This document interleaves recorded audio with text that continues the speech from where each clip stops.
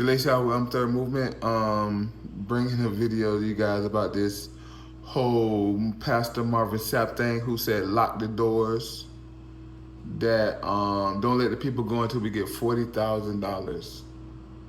And I just want to remind you guys something. In the Bible, God used bad leadership to chastise the people or bring order to the people. And I think that's what he's doing with a lot of stuff that's going on now in these churches. A lot of people coming at Marvin Sapp and that he's just doing his job.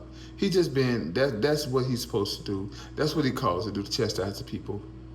Because they have given up the true one God for mammon, the follow of money. Jesus gave a warning that the love of money is the root of all evil, and the church is at a place where they really love money and worship it.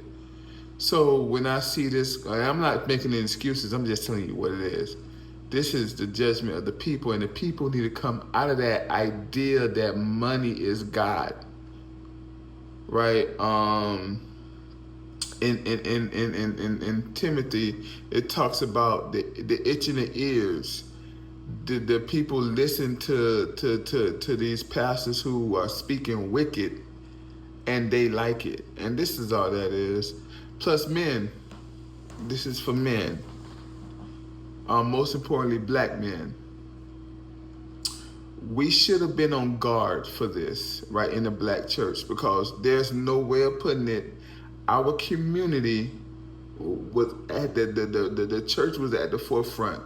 When we was doing our greatest, when we was doing the best, the church was at the forefront, right? And I'm not talking about in the 60s. I'm talking about when we had our own communities. When we had almost 300 black communities that was tore down by different things. The strength was the church. What we did, they would tear our communities down, but they couldn't tear down our spirit. They couldn't tear down who we was. And one of the things that we would retreat to is church, right? That ideal of church, where you had solemns in one another, where you had solemns to come together and pray and all of these things. They didn't start tearing our community down until they started putting these pastors in our community, right? These pastors that went to these schools, these wicked schools that taught them how to be a pastor. Like, you can't even be a pastor nowadays without going and say, are you educated? Do you got a degree? When God called people, never called a person with a degree. But men, we let these pastors in, and when these pastors start coming in, we walked out of church. And we left our women. And now they're doing this to our mostly women in these churches. It's on us, man. It's on us, black men. We got to come back.